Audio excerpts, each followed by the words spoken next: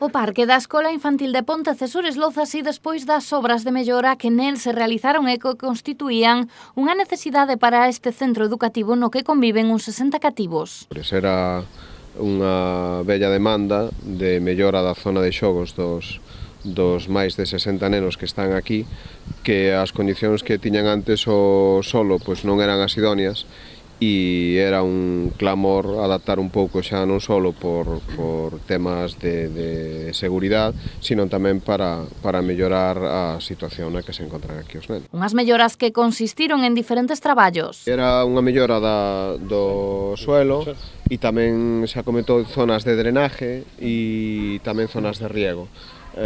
Antes estaba, pois eso, en herba natural, pero bueno, a ver, cas inclemencias do tempo, pois non era o lugar idóneo para xogar os cativos, entonces, bueno, pois era unha demanda necesaria e que, bueno, que finalmente coa axuda da Xunta podemos dar cumprimento.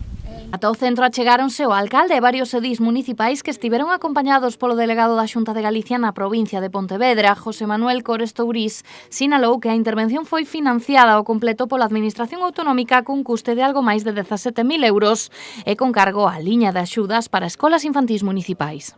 Donde, bueno, se mellorou o espacio, como podemos ver, e donde a inversión foi de 17.500 euros ao 100% subvencionada pola Xunta de Galicia, que na orden van así ao 100%, e destacar que nesta zona pois se investiron 80.000 euros dos concellos de Sures, Vilagarcía, Vilanova, Meaño e Sanxenxo.